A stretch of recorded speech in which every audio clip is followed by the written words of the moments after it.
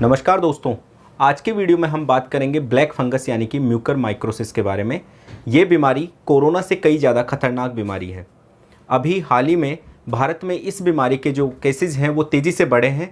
इसी वीडियो में हम बात करेंगे कि क्यों कोरोना पेशेंट्स को ये बीमारी जो है वो ज़्यादा हो रही है। तो सबसे पहले बात करें कि म्यूकरमाइकोसिस होता क्या है।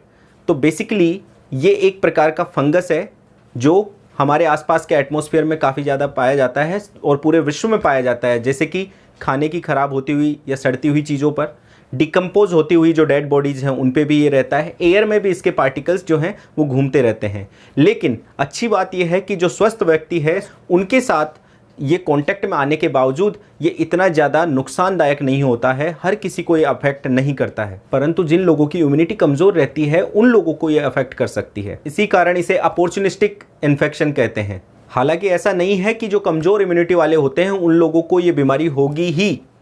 अगर आप अपने एटमॉस्फेयर को साफ़ सुथरा रखते हैं और प्रॉपर हाइजीन मेंटेन करते हैं तो इस बीमारी का खतरा काफ़ी कम हो जाता है। कमज़ोर इम्यूनिटी के अलावा जो लोग कैंसर से पीड़ित हैं या फिर डायबिटिक हैं या फिर सीवियर किडनी डिजीज़ से इन्फेक्टेड है, उन लोगों को भी ये बीमारी होने का खतरा ज़्यादा रहता है। इसके अलावा जो लोग आयरन थेरेपी ले रहे हैं या फिर ओवर यूज़ कर रखा है स्टेरॉइड्स का, तो उन लोगों को भी ये बीमारी होने का खतरा ज़्यादा रहता है। काफ़ी स्टडीज़ ये भी कहती है कि जिन लोगों ने जिंक सप्लीमेंट्स ज़्यादा लिए हैं या फिर एंटीबायोटिक्स का यूज़ ज़्यादा किया है उन लोगों को भी ये डिजीज़ होने का खतरा ज़्यादा रहता है। कोरोना से इस बीमारी का क्या रिलेशन है, तो मैं आपको बताऊं कि पूरी दुनिया के साथ इंडिया में भी कोरोना के जो पेशेंट्स हैं उनको रिकवरी के लिए स्टेरॉइड्स दिए जाते हैं। और जैसा मैंने आपको बताया कि जो स्टेरॉइड का ओवर यूज़ किसी इंसान पे हो रखा है तो उसको ये बीमारी होने का खतरा ज़्यादा होता है। अब बात ये आ जाती है कि इस बीमारी के कॉमन सिम्टम्स क्या हैं।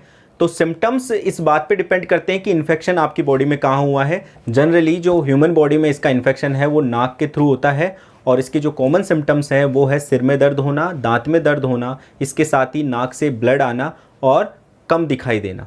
अब बात आ जाती है इसके ट्रीटमेंट की। तो ट्रीटमेंट में जनरली एंटी फंगल दवाइयाँ दी जाती है जिसमें एम्फोटेरिसिन बी, इसाउकोनाजोल और पोसाकोनाजोल शामिल हैं। हालांकि ज़्यादातर केसेस में जो इम्पेक्टेड पार्ट होता है बॉडी का उसको सर्जरी करके निकाल दिया जाता है। अब बात आ जाती है उन सावधानियों को जिन्हें अपनाकर आप इस बीमारी से दूर रह सकते हैं। तो सबसे पहली बात, आप अपनी इम्यूनिटी को स्ट्रॉन्ग रखिए, स्टेरॉइड्स का कम से कम यूज़ कीजिए।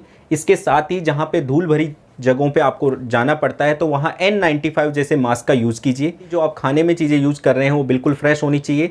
आपको कहीं चोट वगैरह लगी है तो उस चोट को बिल्कुल साफ़ सुथरा रखना है और मिट्टी में काम कर रहे हैं तो प्रॉपर ग्लव्स मेंटेन करने चाहिए। तो दोस्तों ये हो गई ब्लैक फंगस की बात। इसके साथ आपने अभी नाम सुने होंगे ताज़ा कि वाइट फंगस भी मिल गया, येलो फंगस भी मिल गया। ये केवल आपको डराने के नुस्खे हैं।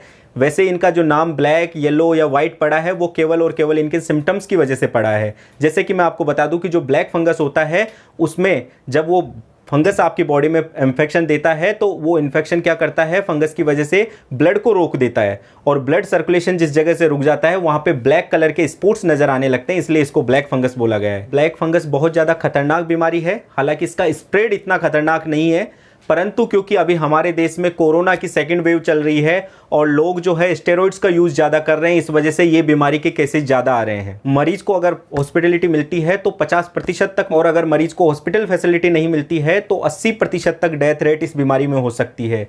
तो अंत में आपसे यही कहना चाहूँगा कि आप स्वस्थ रहिए, प्रॉपर हाइजीन को मेंटेन कीजिए।